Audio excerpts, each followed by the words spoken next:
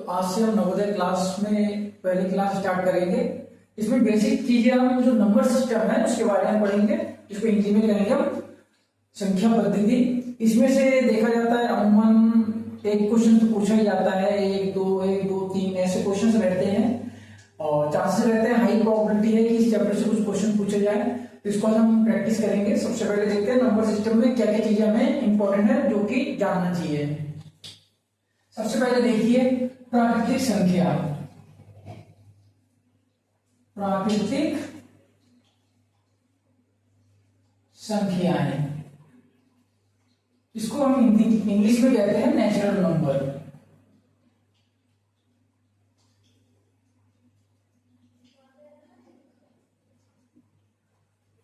Natural numbers. तो प्राकृतिक संख्याओं में जब हम बात करेंगे तो ये इससे क्वेश्चन बनते हैं कि n प्राकृतिक संख्याओं का सम कितना होगा। जैसे मैं बताऊं आपको कि पहले 10 प्राकृतिक संख्याओं का योग कितना होगा, इस तरीके से क्वेश्चन इसमें बनते हैं। इसलिए प्राकृतिक संख्या पढ़ना बहुत जरूरी हो जाता है हमारे लिए। प्राकृतिक संख्या होती क्या है? जो भी गिनती के नंबर है, जो भी गिनती के नंबर होते हैं उन्हीं को हम प्राकृतिक संख्या कहते हैं। जैसे हम एग्जाम्पल देखते हैं, 1 से लेके इनफाइनाइट तक जितने भी नंबर हैं सब क्या है? हमारे प्राकृतिक संख्या है।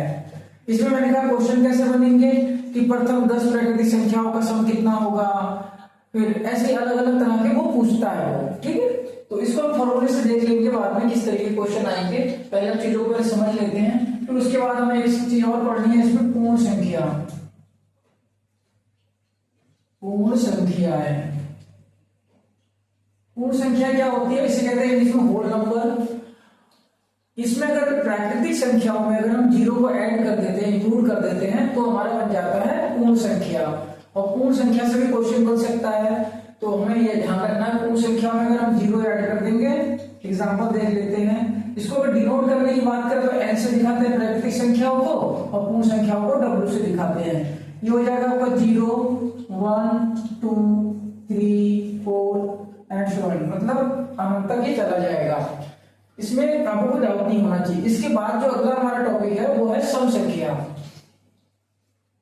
क्योंकि सम संख्याओं से भी क्वेश्चन काफी ज्यादा पूछे जाते हैं। तो हम देखते हैं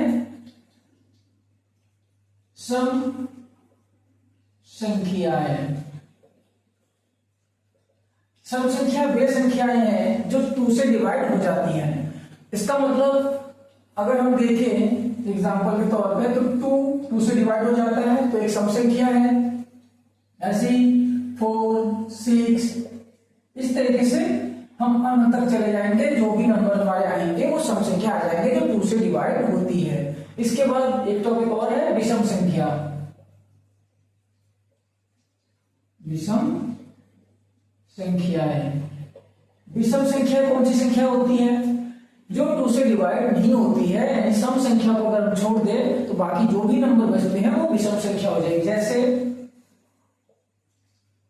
1, 3, 5, 7, 9, 11, 30 इस तरीके से चला जाएगा ये। तो हमने सम देख लिया, सम संख्याएं देख ली, विषम संख्याएं देख ली। इन दोनों को ध्यान रखना अच्छे से। इसके बाद जो हमारा नेक्स्ट क्वेश्चन आएगा, नेक्स्ट जो टॉपिक है हमारा अगला टॉपिक, वो होगा हमारा भाज्य संख्या है। भाज्य संख्या मतलब कंपोजिट नंबर्स। भाज्य संख्याएं। भाज्य संख्या वो संख्याएं हैं जिनमें एक से जो नंबर है वो खुद और अन्य किसी एक नंबर से डिवाइड हो। इसका मतलब ये समझ लीजिए आप कि हर कोई नंबर 1 से डिवाइड होता ही होता है और खुद से डिवाइड होगा ही होगा। इसके अलावा किसी एक और नंबर से डिवाइड होना चाहिए, तो वही क्या कहलाएंगे? भाज्य संख्या। इंग्लिश में इसको कहते हैं कंपोजिट नंबर्स। जैसे अगर मैं 4 लिखूं तो 4 देखिए किस किस से 1 से तो डिवाइड होगा ही होगा, जाहिर सी बात है। फिर आप जानते हैं 4 से खुद से 4 डिवाइड हो ही जाएगा। एक नंबर और है 2 से भी डिवाइड हो जाता है, इसलिए 4 क्या है? भाज्य संख्या। और सबसे छोटी भाज्य संख्या 4 ही है। यहाँ पे देखिए, अब कुछ लोग सम संख्या और भाज्य संख्या में कंफ्यूज करते हैं। कंफ्यूज नहीं होना है यहाँ पे बिल्कुल भी। जैसे मान लीजिए आप 2 लिखते हैं, तो 2 एक सम संख्या है लेकिन भाज्य संख्या नहीं है। 2 एक सम संख्या है लेकिन भाज्य संख्या बिल्कुल भी नहीं है, तो कंफ्यूज नहीं होना है इसमें। देखिए 2 को अगर डिवाइड करेंगे तो 1 से डिवाइड जाएगा ही जाएगा और 2 से ही जाएगा, और किसी नंबर से डिवाइड नहीं जा सकता 2 में, इसीलिए ये भाज्य संख्या नहीं है। ये चीज ध्यान रखना। इसके बाद आता है हमारा अभाज्य संख्या है। इसके बाद क्या आ जाएगा हमारा अभाज्य संख्या है।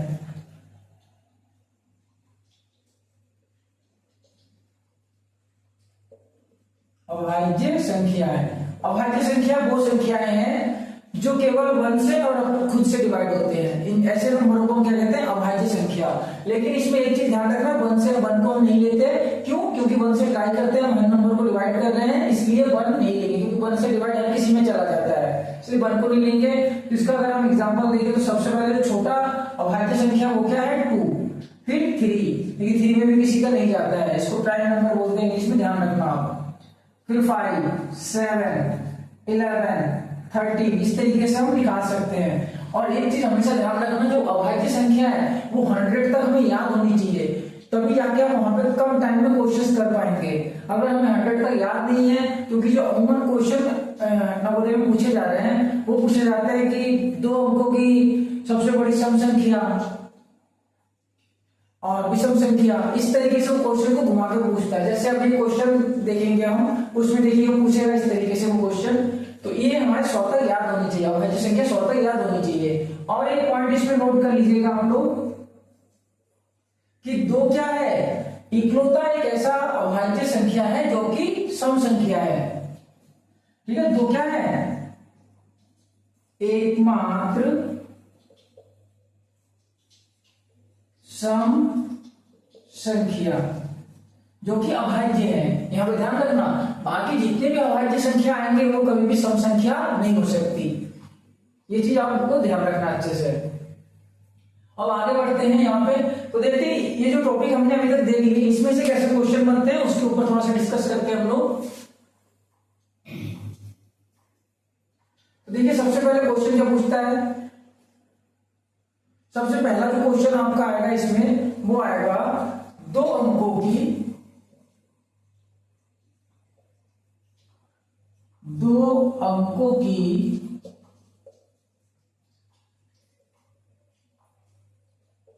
सबसे बड़ी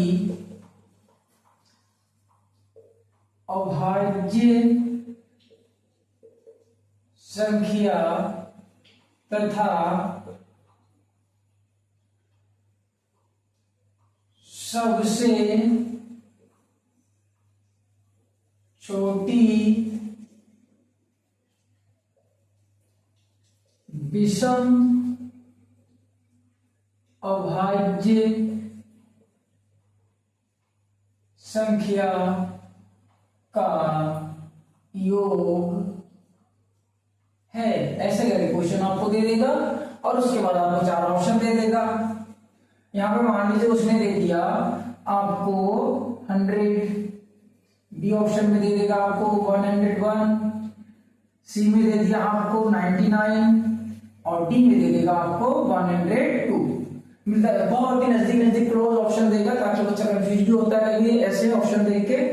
तो अब जरा देखिए क्या कह रहा है, 2 अंकों की सबसे बड़ी अभाज्य संख्या क्या है। तो अगर अभाज्य संख्या आप, इसलिए मैंने कहा था 100 तक याद रखना है, वो आ जाएगा 97। अब 97 किससे डिवाइड नहीं होता, खुद करके चेक करके देख सकते हैं। और कह रहा है यहाँ पे की पॉइंट क्या है, पकड़ना है सबसे छोटी अभाज्य संख्या तो कह रहा है, लेकिन क्या कह रहा है विषम। तो हम जानते हैं 2, 3, 5, तो देखिए सबसे छोटी अभाज्य कौन है, विषम है, विषम भी होना चाहिए, तो सम है तो इसको नहीं लेंगे विषम, यानी 3 को। अब कह रहा है योग कितना, योग है, तो ये क्या हो गया आपका 100। इस तरीके से क्वेश्चन आपको पूछता है कि ऑप्शन ए सही हो जाएगा। इस तरीके से क्वेश्चन पूछा जाता है। अब यहाँ पे क्वेश्चन चेंज करके, इसी क्वेश्चन को चेंज करके क्या कर सकता है, कहते कि उनका योग के बदले उनका गुणन कितना होगा, ऐसे पूछ सकता है क्वेश्चन। अगर गुणन पूछा होगा तो उसका गुणा करके उस हिसाब से आंसर में टिक लगा देते हैं। दूसरी बात, एक चीज और पकड़ने वाली बात है यहाँ पे, सबसे छोटी विषम ना कह के सिर्फ कहते सबसे छोटी अभाज्य संख्या, तब हमारा आंसर चेंज हो जाएगा। तब क्या हो जाता, 97 प्लस 2 हो जाता। अगर मैं इसमें से सिर्फ विषम हटा दूं तो क्या हो जाएगा, दो अंकों की सबसे बड़ी अभाज्य संख्या तथा सबसे छोटी अभाज्य संख्या। तो सबसे बड़ी 97 होगी दो अंकों की, और सबसे छोटी अभाज्य संख्या 2 है, तो इसका मतलब 99। इसका मतलब इस कंडीशन में आपका आंसर क्या हो जाता, सी सही हो जाता। तो इस तरीके से आपको क्वेश्चन को समझना है। वहां पे आप अगर खाली एक ही तरह के क्वेश्चन प्रैक्टिस करते जाएंगे और सोचेंगे कि वही क्वेश्चन आया है, आपने पूरा क्वेश्चन पढ़ लिया, यहाँ तक पढ़ने के बाद सोचेंगे सेम क्वेश्चन हमने कई बार किया है, तो आपसे क्वेश्चन गलत हो सकता है। वहां पे आपको पूरा क्वेश्चन ध्यान से पढ़ना है और देखना है सबसे छोटी अभाज्य संख्या कह रहा है या विषम अभाज्य संख्या कह रहा है। इस क्वेश्चन में इस तरीके से वो आपको फंसा सकते हैं, तो आपको ये ध्यान रखना है और इस तरीके से सॉल्यूशन करके आपको आंसर लगाना है। ठीक है, अब और एक क्वेश्चन क्या पूछा जाता है नवोदय के एग्जाम में, इस तरह का क्वेश्चन और पूछा जाता है कि दो अंकों की सबसे बड़ी संख्या, दो अंकों की सबसे बड़ी संख्या। तो दो अंकों की सबसे बड़ी संख्या हम देखते हैं एक बार।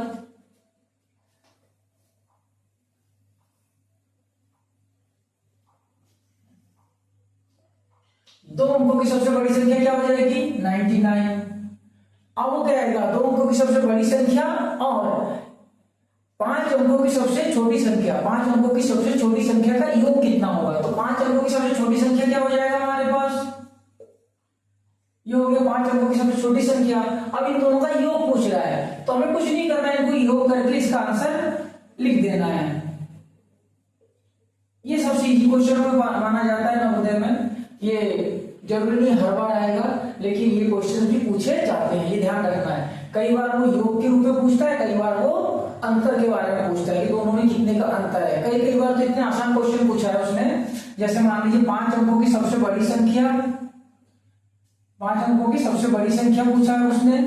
5 अंकों की बड़ी संख्या ये हो गई आपकी, ठीक है। उसके बाद कहता है 6 अंकों की सबसे छोटी संख्या, 6 अंकों की सबसे छोटी संख्या, तो ये हो गया आपकी 6 अंकों की सबसे छोटी संख्या। अब कहता है इसका अंतर कितना होगा, तो जाहिर सी बात है आप जब इसको सॉल्व करेंगे तो आंसर क्या आएगा, 1। आप देख लीजिए करके, देखिए यहां से कैरी फॉरवर्ड करेंगे तो 10 में से 9 गया 1, फिर यहाँ 9 था, 9 में से 9 0, 9 में से 9 0, 9 में से 9 0, सब 0 आता जाएगा, यानी 1 आंसर आ जाएगा। तो इस तरह के क्वेश्चन भी आपको नवोदय में देखने को मिलेंगे। इसी तरीके से हम क्या करेंगे, अगला और भी क्वेश्चन हम डिस्कस करेंगे। जैसे मैंने अभी कहा प्राकृतिक संख्या, इसको नेक्स्ट क्लास में डिस्कस करेंगे। और आप लोग इस तरीके से देखते रहिए, कोई भी डाउट हो तो आप बिल्कुल ही कमेंट बॉक्स में डाल दीजिए अपना डाउट, मैं उसको भी देख के उसको सॉल्यूशन के रूप में यहाँ आपको दिखा दूंगा।